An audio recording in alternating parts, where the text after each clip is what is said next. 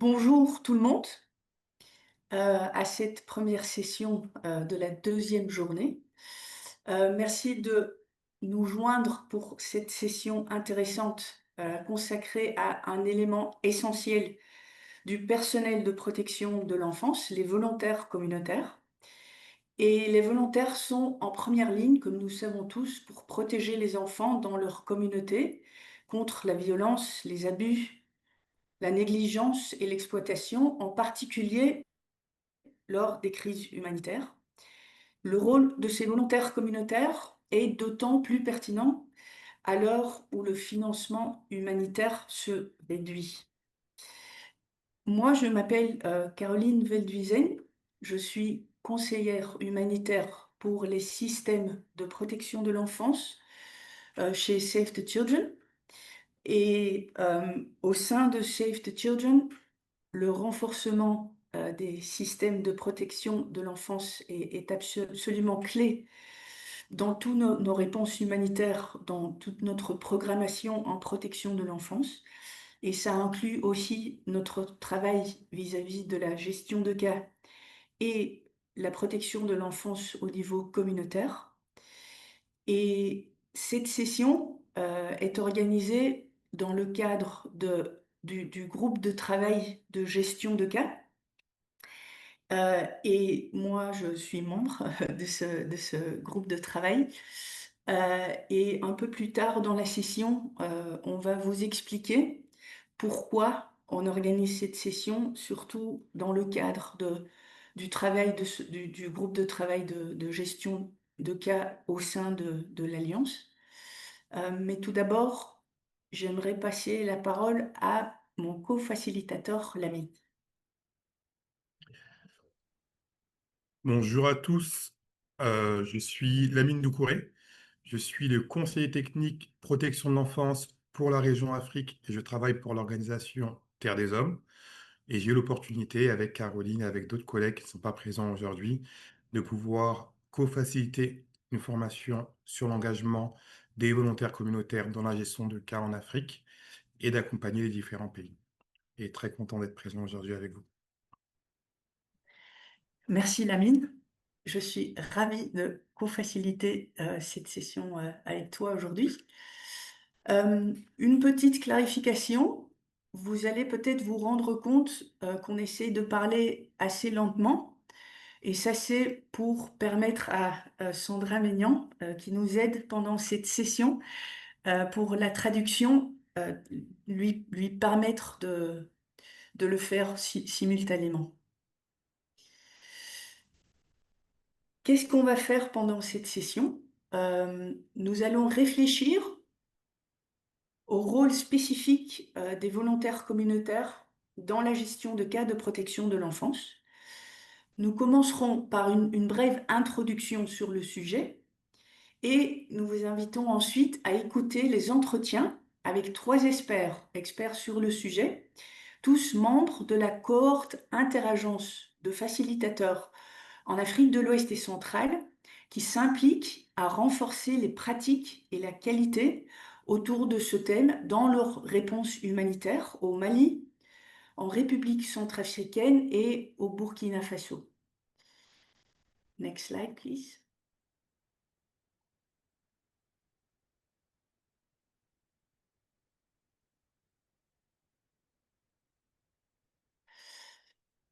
Alors, les volontaires communautaires, comme nous savons tous, font partie intégrante de la prévention et de la réponse aux cas de violence, d'abus, de négligence et d'exploitation des enfants dans les situations de crise humanitaire. Ils ont une connaissance approfondie de leur communauté et aident à identifier les enfants à risque et ceux qui ont subi un préjudice. Cependant, et c'est là que ça devient intéressant, les acteurs de la protection de l'enfance savent souvent très peu des choses sur les expériences des volontaires, incluant sur leur vie personnelle et la façon dont ils ont été affectés eux-mêmes par la crise. De nombreux praticiens de la protection de l'enfance reconnaissent que l'on s'appuie sur leur travail sans toujours bien comprendre clairement leurs capacités et leurs limites dans la gestion de cas. Et ce manque d'analyse peut mettre en danger les enfants, les communautés et les volontaires eux-mêmes, voire leur porter préjudice. Afin de combler cette lacune dans la recherche, l'Alliance a entrepris un projet interagence pour mieux comprendre l'engagement de ces volontaires dans le processus de gestion de cas. Et première étape était une étude qui avait comme objectif d'écouter et de mieux comprendre les volontaires impliqués dans la gestion de cas. Et il y a eu des entretiens avec 100 volontaires à travers de 18 pays, ainsi qu'une étude plus approfondie au Nigeria, au Malawi et au Myanmar. Et peut-être important d'expliquer, quand nous disons volontaires communautaires, comme vous pouvez le lire sur le slide, nous parlons de membres de la communauté engagés dans certains aspects des activités de gestion de cas de protection de l'enfance aux côtés des gestionnaires de cas qui travaillent pour des organisations nationales, internationales et communautaires. Donc, on sait par exemple à un travailleur incitatif, un travailleur parasocial, un membre du comité de protection des enfants, un membre des familles d'accueil. Next slide, please.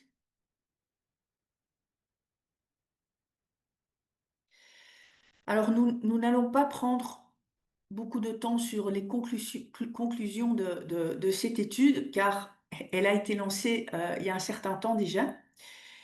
Il est important, cependant, de souligner dans le cadre de cette session que la recherche souligne que l'engagement des volontaires communautaires dans la gestion de cas peut parfois s'avérer problématique et potentiellement préjudiciable aux enfants et aux familles. On attend parfois que des volontaires qui interviennent dans la gestion de cas, qui font leur travail sans formation, sans supervision, sans soutien nécessaire pour accomplir leur travail de manière sûre et efficace. Et de plus, la recherche montre que les volontaires, dont certains bénéficient de primes limitées, sont souvent censés de travailler à temps plein, ce qui leur laisse peu de temps pour subvenir à leurs propres besoins économiques ou familiales. Et les données probantes suggèrent que cette situation n'est pas vraiment tenable. Elle peut également affecter la sécurité et le bien-être des volontaires et aussi des enfants et des familles avec qui ils travaillent. Alors, les principales recommandations aux acteurs de protection de l'enfance sont présentées sur l'écran. Premièrement, assurer une définition claire des rôles et des responsabilités des volontaires impliqués dans la gestion de cas et les intégrer à l'équipe de gestion de cas. Troisièmement, reconnaître les dynamiques de pouvoir qui existent parfois entre des volontaires et des staffs d'agence et les réalités aussi du volontaire. Ce qui est important de comprendre, c'est que le volontariat est un choix profondément personnel et a des répercussions personnelles aussi.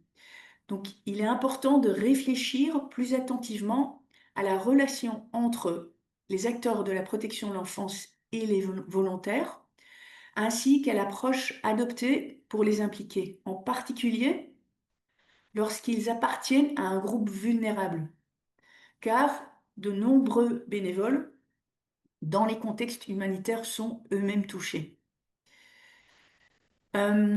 Quatrième recommandation, offrir une rémunération équitable et les financer et les impliquer dans des formations, dans la supervision, offrir un soutien continu afin qu'ils puissent remplir leur rôle essentiel au sein du système de protection de l'enfance au niveau communautaire. La sixième recommandation est liée à la sécurité et le bien-être des volontaires. Et ça doit être une priorité, comme nous le ferions pour tous les membres des équipes de protection de l'enfance. Et enfin, il est recommandé aux acteurs de protection de l'enfance, et notamment les gouvernements et les groupes de coordination, de garantir l'harmonisation interagences des approches et des normes relatives à l'engagement des volontaires. Next slide, please. Alors, l'étude a ensuite mené au développement, au pilotage et au lancement de la boîte à outils et du manuel de formation que vous voyez sur l'écran. Et on espère que vous reconnaissez ces ressources et évidemment que vous les utilisez dans votre travail de gestion de cas. Les liens seront mis dans le chat, les liens vers l'étude et aussi le manuel de formation et de la boîte à outils, les versions anglaises et françaises. Et Pedro va mettre, je pense que c'est Pedro, mettre les liens dans le chat. Next slide, please. Alors, pourquoi organisons-nous cette session et surtout aussi dans le cadre du groupe de travail de gestion de cas? En 2003, donc sous le parapluie du groupe de travail de gestion de cas, Terre des Hommes, IRC, Save the Children et aussi le CPAOR ont entamé une collaboration visant à créer une cohorte interagence de facilitateurs en Afrique de l'Ouest et centrale, formés à utiliser la boîte à outils et la formation pour promouvoir l'engagement éthique des bénévoles communautaires dans la gestion de cas, dans le cadre de leur intervention humanitaire. Et ce projet s'est déroulé en 3 phases. Tout d'abord, un travail préparatoire qui a invité tous les participants à s'engager dans leur contexte avec des bénévoles communautaires. Donc, c'est un exercice d'écoute. Ensuite, phase 2, une formation en présentiel organisée à Dakar, qui est suivie par une période pendant laquelle les participants ont implémenté un plan d'action. Et pendant ces 3e phases, nous, comme facilitateurs, nous avons offert une phase de mentorat avec des sessions régulières impliquant tous les participants, mais aussi des sessions où on travaillait avec des pays spécifiques pour réfléchir au travail qu'ils étaient en train de faire dans leur propre contexte. Next slide, please.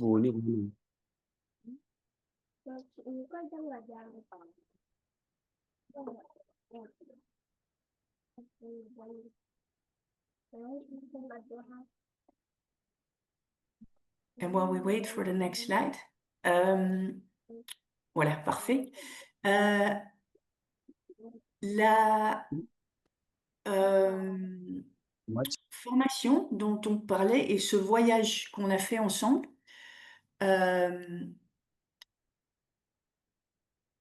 un an avant, la même formation, mais cette fois-ci en anglais, avait été organisée à Nairobi, impliquant des participants de l'Afrique de l'Est et du Sud et aussi du Moyen-Orient. Et dans la région d'Afrique de l'Ouest et centrale, nous avons opté pour une approche similaire avec quelques différences. Donc tout d'abord, nous avons collaboré avec les responsables de la coordination pays et les coordinateurs des groupes de coordination nationaux en les invitant à identifier 2 représentants pour participer à l'aventure. Et deuxièmement, nous avons décidé d'ajouter cet élément de mentorat pour accompagner le déploiement. Et comme vous pouvez voir sur le slide, on avait des représentants des gouvernements, d'ONG nationales et aussi d'ONG internationales. Et les interviews qu'on va faire aujourd'hui, c'est avec 3 participants. Next slide, please.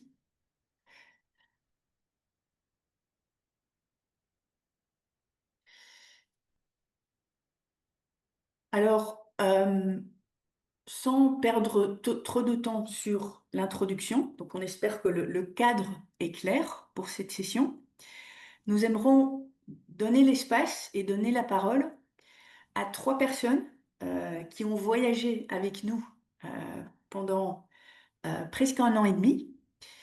Et c'est des collègues qui ont des expériences qu'ils aimeraient partager et aussi des inspirations concernant le travail avec les volontaires communautaires.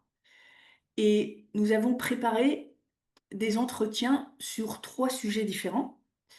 Premièrement, nous commençons avec le Mali et avec la recherche que le gouvernement et la coordination interagence de protection de l'enfance ont menée sur le rôle des volontaires communautaires dans la gestion de cas. Ensuite, nous passons à la République centrafricaine où nous invitons le directeur de la protection et de la réinsertion sociale de l'enfant du gouvernement à présenter l'approche gouvernementale concernant le rôle des volontaires communautaires dans la gestion de cas. Et troisièmement, nous passons au niveau communautaire pour écouter un collègue du Burkina parler de la formation qu'il a facilitée impliquant les volontaires communautaires et la gestion de cas sur le terrain. Donc, utilisez le paquet de formation qu'on vient de partager avec vous. Et j'aimerais passer la parole, Lamine, à toi. Voilà. J'espère que vous m'entendez bien avec le réseau qui balance. Donc, comme Caroline l'a dit, on va commencer directement avec le Mali. Donc, je vais laisser la parole à ma collègue Véronique, qui va d'abord s'introduire et ensuite nous parler de la recherche action participative qui a été faite au Mali courant 2021 pour pouvoir clarifier le niveau d'implication des volontaires communautaires dans la gestion de cas et vraiment s'assurer qu'on ne soit pas dans une approche top-down, mais que les acteurs communautaires eux-mêmes puissent influencer fortement le cadre qui était en cours de développement au Mali. Donc, Véronique, je te laisse t'introduire. Est-ce que tu peux te Oui, présenter, dire qui tu es, qu'est-ce que tu fais? oui, bonjour à tout le monde. Est-ce que vous m'entendez? C'est bon? Très bien, on t'entend un peu. Ok, d'accord. Donc, bonjour à tout le monde. Moi, c'est Madame Dako, Saniha Véronique Dakono. Je suis spécialiste gestion de cas au Terre des Hommes au Mali. Voilà, et j'ai aussi fait un peu le tour de tout ce que euh, Caroline vient de dire. C'est bon? Est-ce que la caméra marche? Le réseau? Parfaitement. La Ah, connexion ok. de Bamako est fiable. Merci Véronique. Peut-être la première question, est-ce que pourriez-vous nous expliquer dans quel cadre la recherche action participative a eu lieu au Mali? Oui, la recherche action participative, c'est inscrit dans une démarche que le Mali avait entamée depuis 2019, qui était en lien surtout avec l'harmonisation des outils en lien avec la gestion des cas.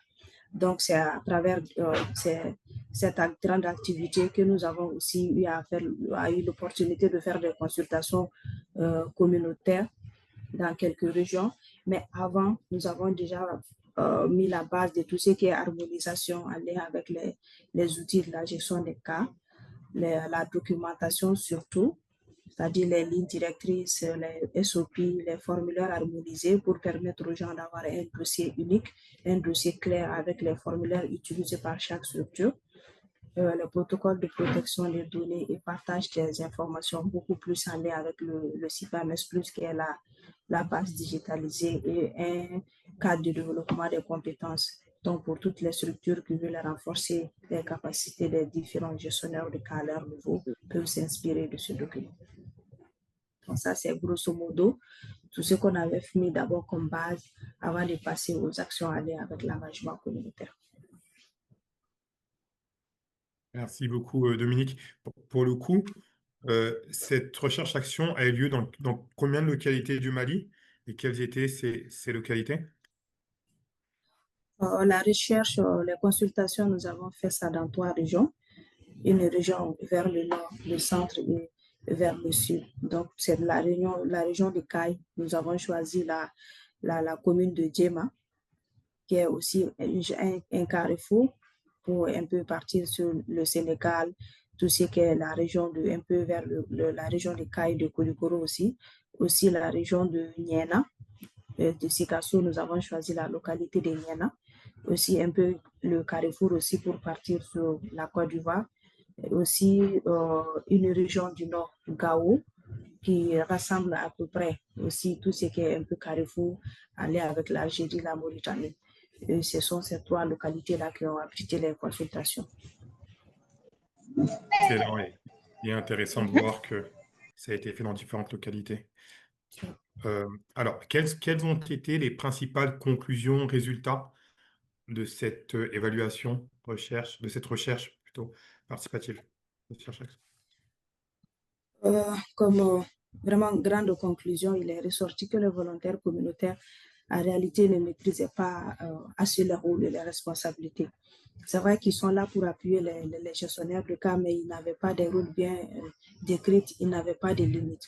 Au fait, en face d'une situation d'enfant, souvent, ils peuvent identifier et passer le relais aux gestionnaires de cas. Ce qui n'était pas le cas parce qu'on avait beaucoup de volontaires communautaires qui se lançaient directement souvent dans la prise en charge, qui souvent dépensaient pour des questions de prise en charge des enfants qui n'étaient pas leur rôle.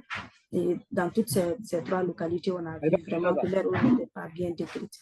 Et le deuxième, ce qu'on peut le maintenir ici comme deuxième point, c'est que le renforcement du système informel à travers l'engagement reste aussi très faible.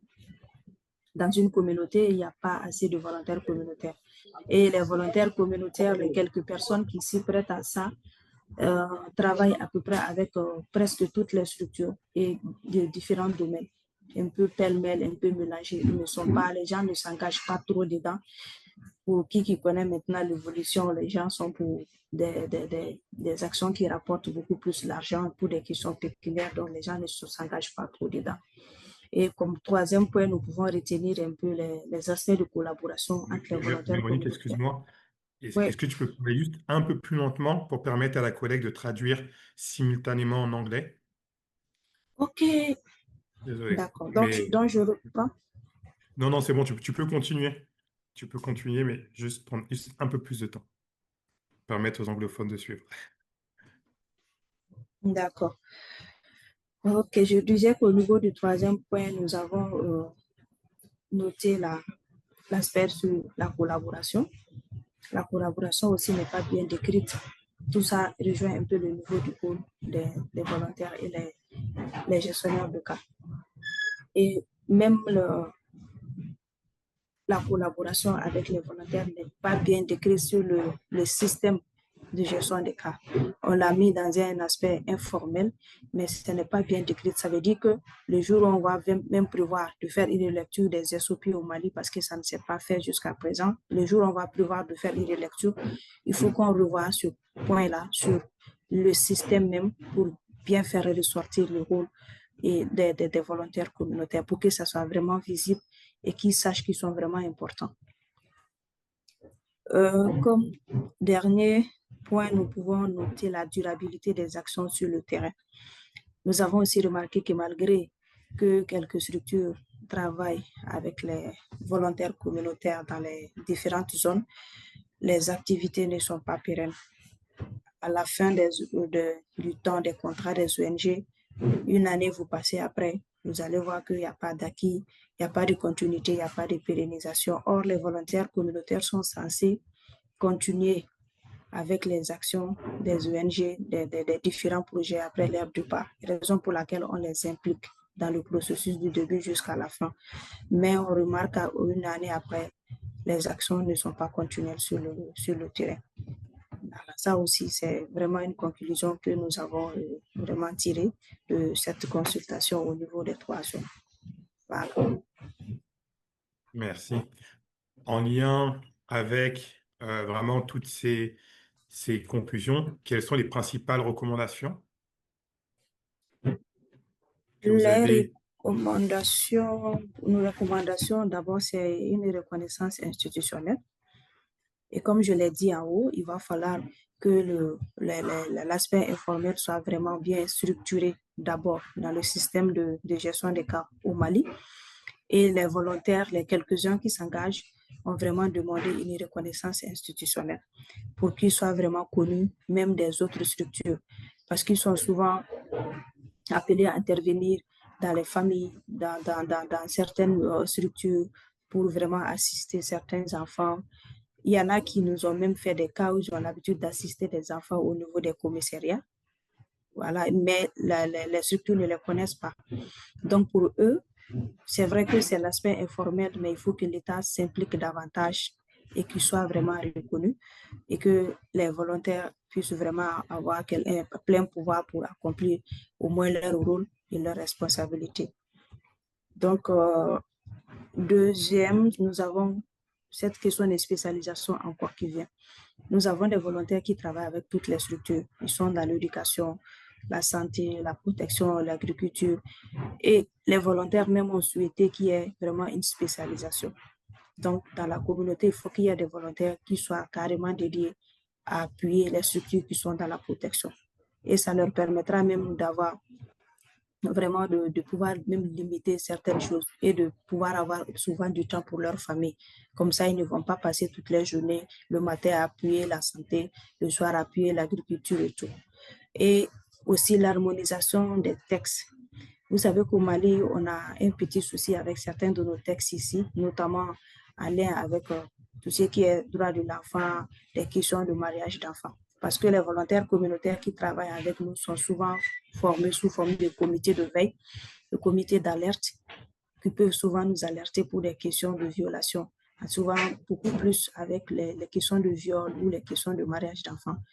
Et ils ont vraiment du mal souvent à se défendre et à pouvoir même faire des sensibilisations dans la communauté parce que nous avons notre code de famille qui permet à la fille de se marier à 16 ans. Et quand nous revenons dans le contexte du droit, on est mineur jusqu'à 17, 18.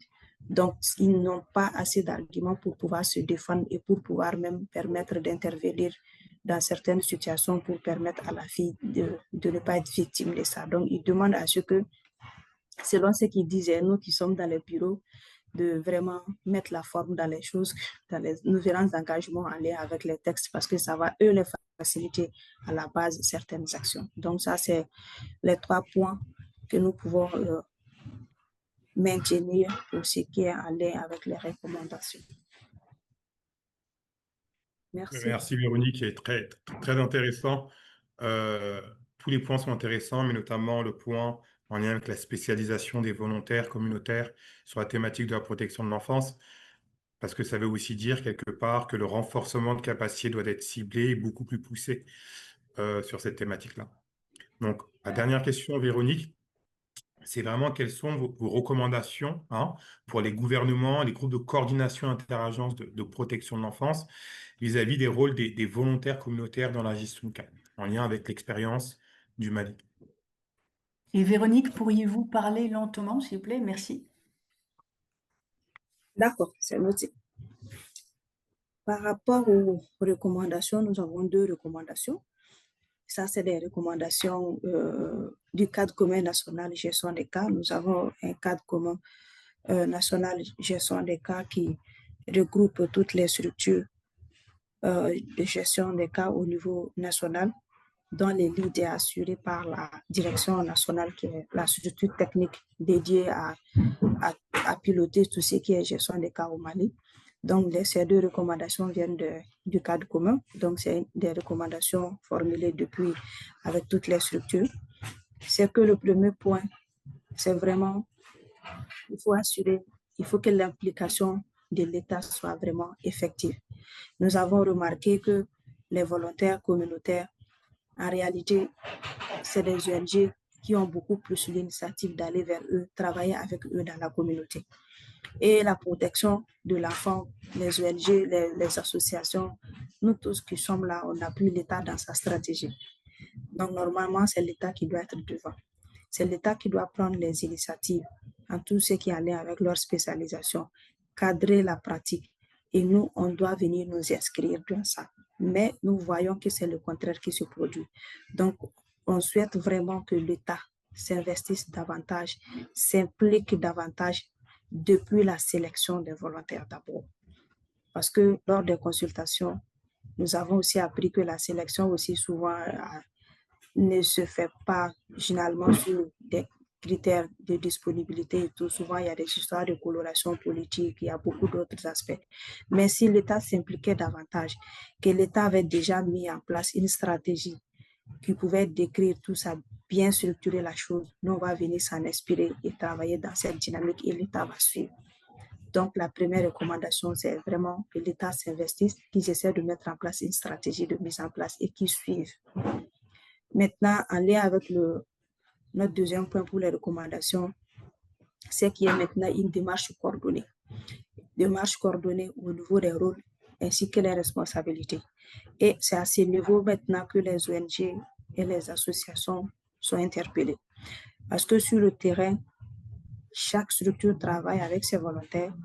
Les questions de rémunération ne sont pas conformes. Les questions de motivation ne sont pas conformes. Ce qui bloque souvent l'action des ONG sur le terrain. Et quand une ONG doit mener une activité avec un volontaire qui a déjà un pied dans la protection, qui a aussi un déjà pied dans l'éducation, la structure qui va plus le motiver, il est attiré vers cette structure. Et vous avez souvent du mal à pouvoir vraiment les avoir avec vous. Donc, cette question de démarche coordonnée nous interpelle, nous ONG aussi, de vraiment essayer de voir. Si l'État arrive à mettre sa stratégie, l'État peut prendre en compte ces aspects et nous aussi, il faut qu'on travaille sur le terrain d'une manière conforme, d'une manière très claire et ça permettra à chacun d'en tirer profit. Donc ça, c'est les deux points que nous pouvons mettre au niveau des recommandations pour le Mali. Merci. Merci à toi pour le coup, Véronique. C'était très, très intéressant et très instructif. Merci beaucoup. Et je retransmets la parole à Caroline. Merci beaucoup, Véronique, et merci Lamine aussi. Avant qu'on continue avec l'interview suivante avec Monsieur Picois, on aimerait rapidement partager une question à travers de Menti avec vous, qui, je pense, va devenir visible sur l'écran. Et la question qu'on aimerait vous poser est la suivante. Depuis le lancement de la boîte à outils et de la formation sur le rôle des volontaires communautaires dans la gestion de cas, notre pratique impliquant des bénévoles ou volontaires communautaires dans la gestion de cas a-t-elle changé? Donc c'est une question personnelle pour chacun de vous. Est-ce que votre pratique vis-à-vis du rôle des volontaires communautaires dans la gestion de cas a-t-elle changé? Et on espère que ça va nous donner une image sur l'utilisation de la boîte à outils de la formation et de la façon dont ce thème a été avancé dans vos contextes. Et dans le chat, vous trouvez le lien vers le Menti en anglais. Et je pense même que maintenant qu'on a expliqué la question, les deux Menti sont usables, utilisables.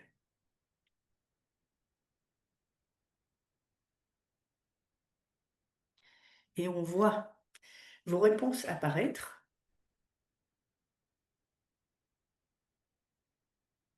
Et je suis déjà ravie de voir où les premières réponses vont. Donc, est-ce qu'il y a eu un changement de la pratique dans votre contexte vis-à-vis du rôle que les volontaires communautaires jouent dans la gestion de cas?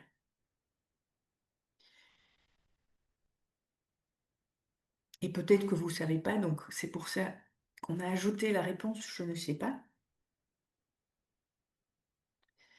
Et si ça c'est le cas, on espère évidemment que si le thème vous intéresse, que dès que vous rentrez chez vous, au travail, que vous allez lire les documents qu'on a partagés avec vous vis-à-vis de ce sujet.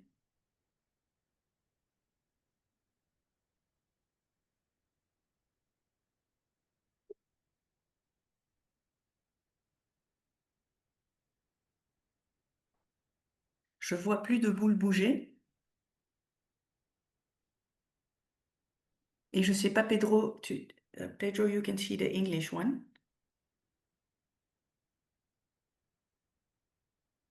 Le menti français, super 50%. À noter que la pratique a changé, donc ça c'est super. Et je sais pas quel était le résultat pour le menti en anglais.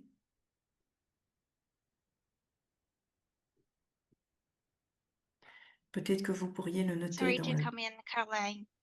Yes, go ahead.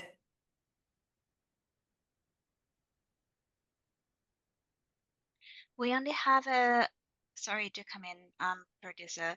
We only have the translated text of the question in the chat, so people have voted okay. and with the same mental link. Perfect. All good.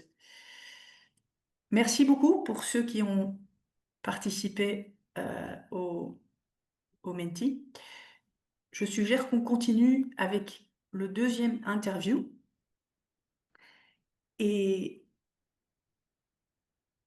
on passe à la République centrafricaine.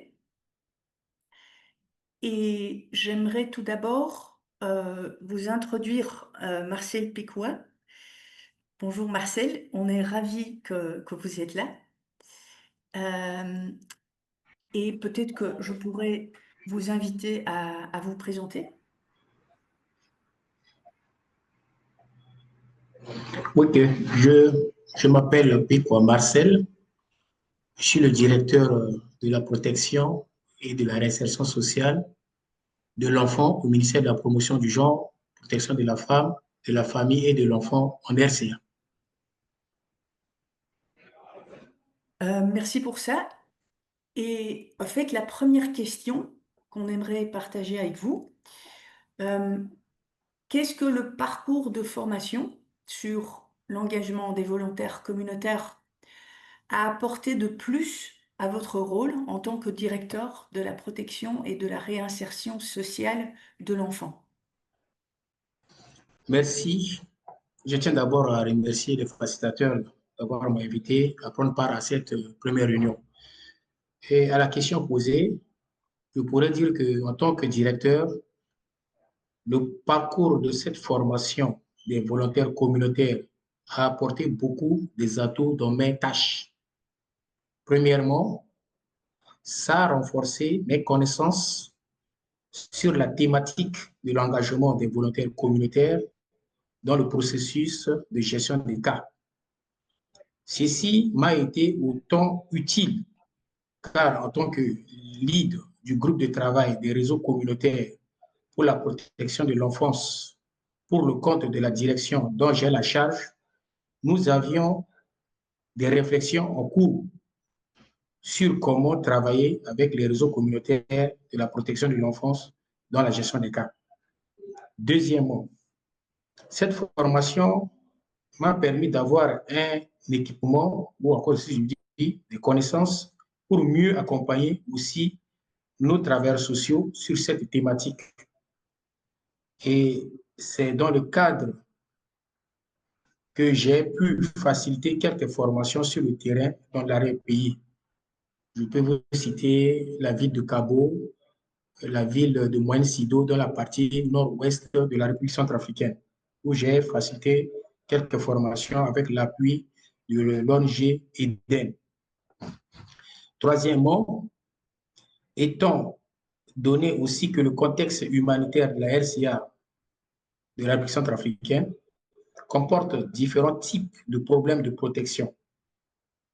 Je cite entre autres le recrutement et l'utilisation des enfants par les groupes armés, les violences sexuelles, les mariages d'enfants, les enfants séparés, les enfants non accompagnés.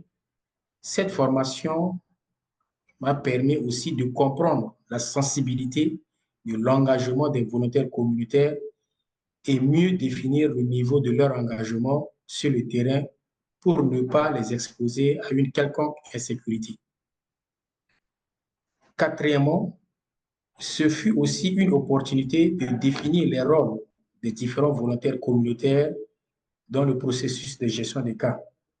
C'est le cas des réseaux communautaires de protection de l'enfance, mais il y a aussi des familles d'accueil temporaire.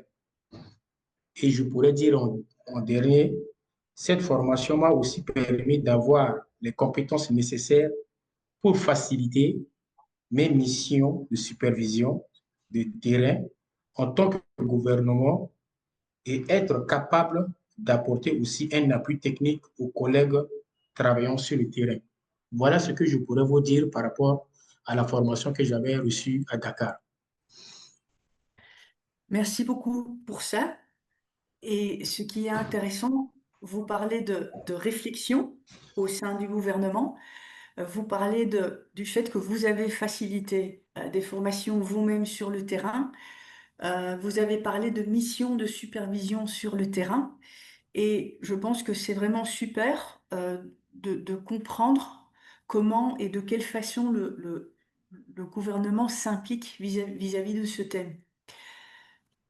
La deuxième question serait, est-ce qu'il y a eu des changements dans des cadres et procédures opérationnelles nationaux et ou interagences au niveau de la RCA? OK. À la question posée, je pourrais vous dire oui, il y a eu des changements dans des cadres et procédures opérationnelles et ou interagences au niveau de la RCA. À cette question, pour argumenter à cela, basé sur la formation, sur l'engagement des volontaires communautaires, après notre retour, quelques ressources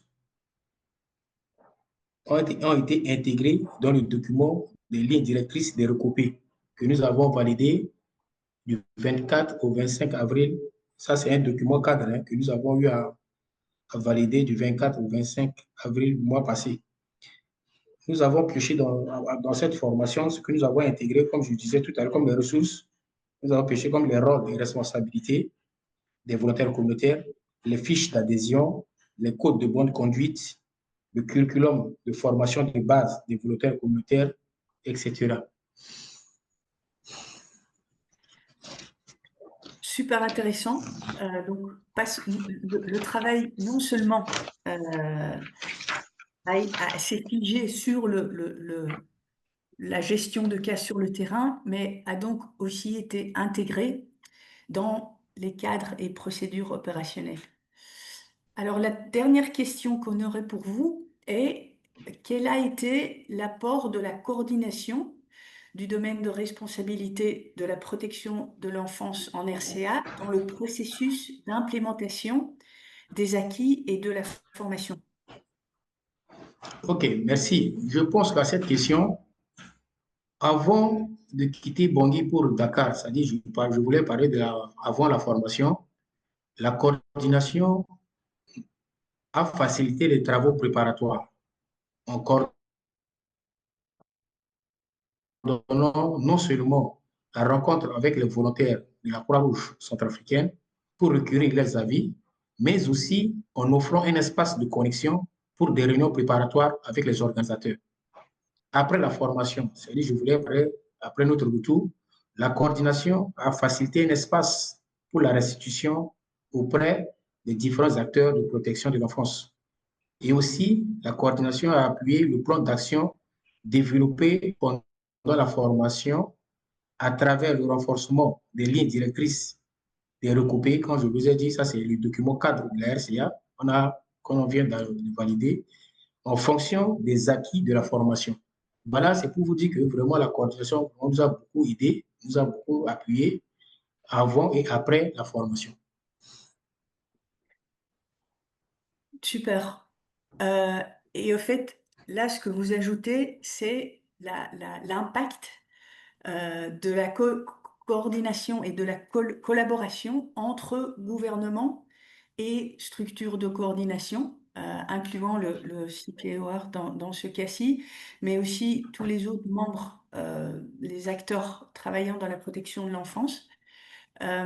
Et en fait, avec vos réponses, vous donnez une belle image de l'importance de cette coordination, de l'importance de lier la révision de documents opérationnels avec des formations, des voyages de suivi sur le terrain pour Bien sûr. assurer la qualité du rôle que les volontaires communautaires jouent dans la gestion de cas. Merci beaucoup pour toutes ces inspirations et merci aussi pour tout le travail que vous avez fait et partagé avec nous pendant ce voyage. Et on espère que ça inspire des collègues dans d'autres pays pour suivre Merci beaucoup. les exemples en RCA. Donc, merci beaucoup pour ça. Merci. On aimerait passer à la dernière, au dernier interview. Dernière interview. Dernier interview. Désolé. Adama, Oui, bonjour Caroline. bonjour. Bienvenue. Ouais, Et merci. commençons peut-être, Adama, à vous donner l'opportunité de vous introduire. Ok, merci Caroline, merci à tout le monde, merci Doucouré. Alors moi, je suis Wamba Adama. Je suis spécialiste en charge de la gestion des cas pour Save the Children au Burkina Faso. J'ai commencé à travailler dans la gestion des cas depuis 2014 et c'est depuis 2020 que je suis à Save the Children comme spécialiste chargé de la gestion des cas.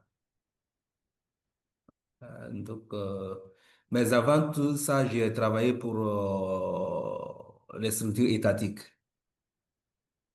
Donc voilà un peu ce que je pourrais dire. Oui, donc une longue expérience dans la gestion de cas.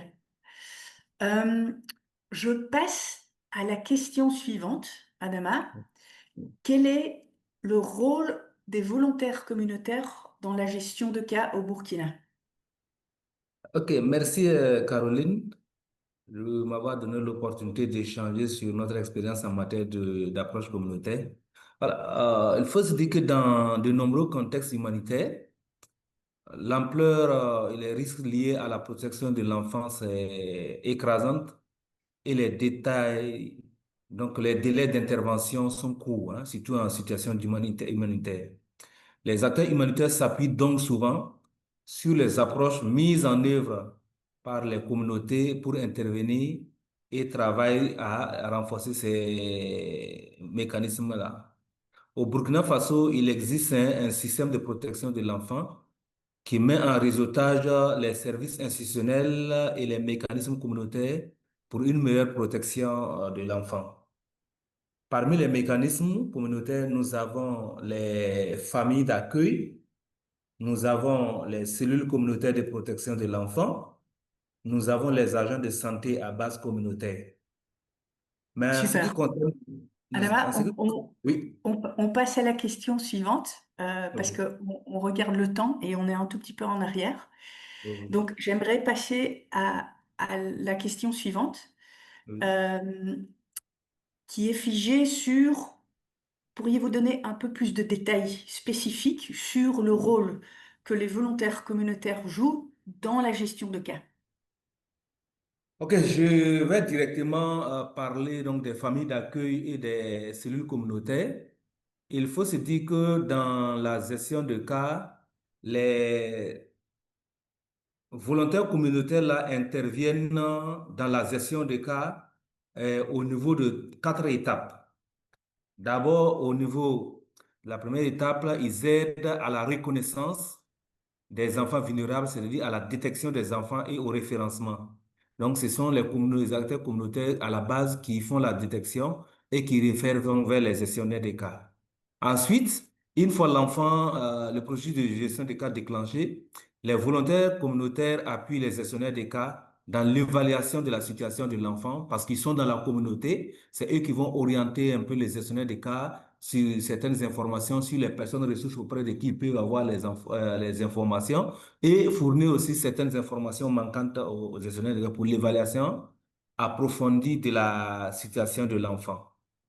Au niveau donc de la troisième étape, c'est-à-dire la mise en œuvre du dossier de l'enfant, c'est-à-dire la phase donc de mise en œuvre, les volontaires communautaires participent à l'hébergement des enfants, c'est-à-dire les gestionnaires des cas dans le cadre donc de la protection de remplacement, ou bien l'hébergement sécurisé héberge certains enfants dans les familles d'accueil qui sont identifiés au Burkina Faso. Donc, ces familles d'accueil sont considérées comme des volontaires communautaires et ils hébergent donc les enfants donc, qui rendent en compte de la protection de remplacement ou l'hébergement sécurisé.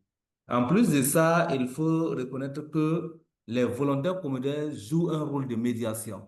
Dans certains événements, il y a par moments des tensions entre les enfants et les parents parce que souvent, dans des aspects culturels, les parents qui expulsent les enfants des familles. Et lorsque nous voulons rétablir, faire le renouement familial, on est obligé de passer par les volontaires communautaires. Dans le cadre donc, de l'urgence, les enfants qui s'enrôlent avec les groupes armés, lorsque on veut faire le renouement, il faut vraiment passer par les volontaires communautaires pour faire la médiation familiale avant donc, de faire le retour en famille. Aussi, les enfants en situation de mobilité, quand ils sont interceptés, nous les plaçons dans les familles d'accueil ou dans les centres de transit. Et pour les questions d'alimentation, les questions de restauration, on fait recours toujours à ces volontaires communautaires-là pour appuyer les gestionnaires des cas. Il faut aussi noter qu'il y a des restaurateurs hein, qui sont membres donc, des cellules communautaires et par moment, ces restaurateurs-là accompagne les services étatiques, les gestionnaires des cas dans l'alimentation et la restauration des enfants interceptés. Donc, c'est dans ce système global-là, nous avons vraiment énuméré l'importance et la contribution des volontaires communautaires dans la réussite de la gestion des cas. Oui. Merci beaucoup pour ça, Adama. C'est très clair. Donc, ce ne sont pas les volontaires qui font le travail de gestion de cas à travers de toutes les phases. Ils ne jouent pas le rôle de gestionnaire de cas, mais ils travaillent étroitement ensemble avec les gestionnaires de cas en les Ouais, juste. offrant un appui, surtout basé sur leurs connaissances et le rôle qu'ils jouent au sein de la communauté. Alors, Justement.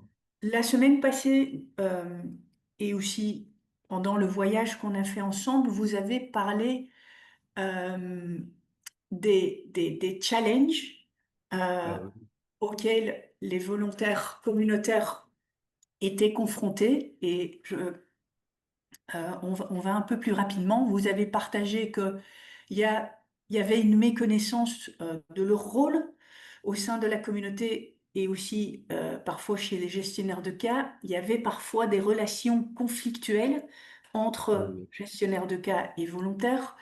Il y avait une faible prise en compte de la sécurité physique et psychosociale des volontaires. oui, Alors, justement. si on passe à la question suivante, Oui, euh, comment avez-vous utilisé les apprentissages qu'on oui. a partagés avec vous pendant la Mhm. formation qu'on a fait ensemble? Comment Oui. avez-vous utilisé ça au Burkina? et surtout, comment avez-vous adressé les défis qui étaient là avant? Oui,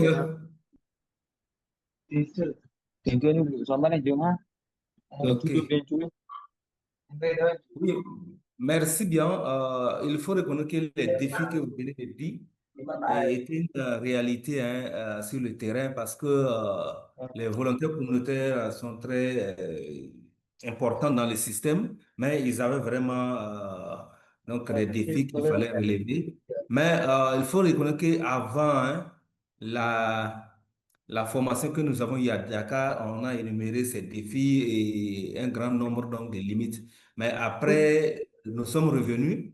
Il faut reconnaître qu'on était deux à participer à la formation et on a été désignés par les cadres de concertation, c'est-à-dire le CPA, et avec l'État. Donc, les gens reconnaissaient que nous sommes allés apprendre et on devrait revenir, renforcer l'approche communautaire. Pour ça, lorsque nous avons fait la restitution, on a fait un peu un plaidoyer et ça a contribué à la révision, donc à la proposition de la révision donc de documents de référence. Donc, il y a un document de référence pour les cellules communautaires de protection de l'enfant. Et voilà, nous avons proposé qu'on essaie donc de réviser ces documents-là pour prendre en compte le rôle des volontaires communautaires dans la gestion des cas et d'autres acteurs. Je dis donc le rôle donc des cellules communautaires et d'autres acteurs communautaires dans la gestion des cas et aussi introduire un certain nombre de modules de formation à l'endroit donc de ces cellules communautaires. Et à la rencontre du groupe de travail pour la protection de l'enfant le mois passé, on a discuté et ça a été acté. Donc, il reste à élaborer les TDR et pour proposer la date de la révision donc, de ces documents-là. Donc, on a aussi proposé, et ça a Adama, été... Oui, malheureusement, on est arrivé à la fin de la session. ok, Euh, merci. et ce que je voudrais partager avec tout le monde, c'est que il y a beaucoup d'expériences et il y a plein d'inspirations vis-à-vis de la façon dont la coordination interagence, incluant Adama, a réfléchi à et a utilisé les apprentissages pour vraiment considérer et renforcer le rôle des volontaires communautaires dans la gestion de cas. Donc, si vous êtes intéressé, on vous invite à prendre contact avec Adema, mais aussi de prendre contact avec Monsieur Pécois et avec Véronique au Mali. Euh, et il y a, comme vous avez vu, des collègues de 9 pays en Afrique de l'Ouest et centrale qui sont tous là pour partager leurs expériences et le travail super qu'ils ont fait, qu'ils sont en train de faire vis-à-vis de ce sujet. Euh, Malheureusement, on est arrivé à la fin. Donc, on aimerait remercier les trois interlocuteurs. Euh, J'aimerais remercier Lamine pour la co-facilitation. On aimerait remercier Sandra pour l'effort que tu as fait pour aider avec la traduction en anglais. Merci aux collègues de l'Alliance et merci au groupe de travail de gestion de cas. N'hésitez pas de prendre contact avec vous. Et autre chose qu'on aimerait dire pour finir, c'est qu'il y a une session de partage, networking session.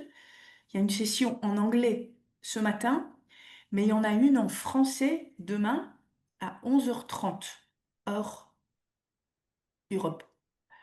Parce qu'il y a eu des questions là-dessus. Networking session francophone demain à 11h30. Et vous voyez le lien.